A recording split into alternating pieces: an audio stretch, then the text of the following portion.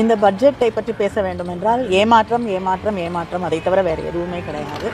இந்த பட்ஜெட்டில், ஒன்றிய அரசாங்கத்துடைய இந்த பட்ஜெட்டில் திருக்குறளும் இல்லை, தமிழகத்திற்கான எந்த திட்டங்களும் இல்லை.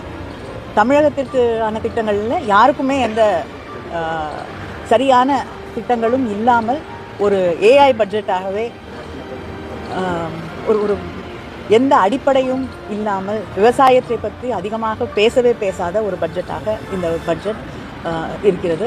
அது மட்டும் இல்லாமல் மாநிலங்களுக்கு எதிரான, ஏன்னா ஃபினான்ஸ் கமிஷனுடைய பரிந்துரை 50% நிதியை மாநிலங்களுக்கு டெவல்வ் பண்ணணும் அப்படிங்கிற ஒரு அறிவுரை இருக்கிறது.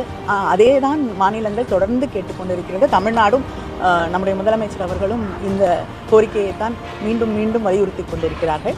ஆனால் அதை கணக்கிலேயே எடுத்துக்கொள்ளாமல் 41% என்று இன்றைய பட்ஜெட்டில் கூட நிதியமைச்சர் அறிவித்திருப்பது மாநிலங்களுக்கு எதிரான, மாநிலங்களுக்கு ஒரு மிகப்பெரிய அநீதியை செய்திருக்கக்கூடிய ஒன்று.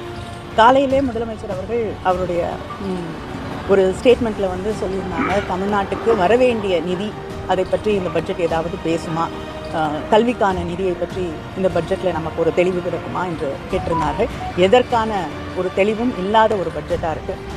ஏற்கனவே தமிழ்நாட்டுக்கு ஜல்ஜீவன் மிஷனில் நிறைய நிதி வரவேண்டி இருக்கிறது, அதிகப்படுத்தி தர வேண்டும் என்று கோரிக்கை வைத்திருக்கிறோம். இப்பொழுது அதையும் குறைத்திருக்கிறார்கள்.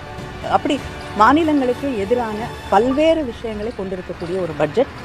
தமிழ்நாட்டுக்கு எந்த நிதியையும் தராமல் நம்முடைய கனிம வளங்களை சுரண்டுவதற்காக திட்டம் தீட்டக்கூடிய ஒரு பட்ஜெட்.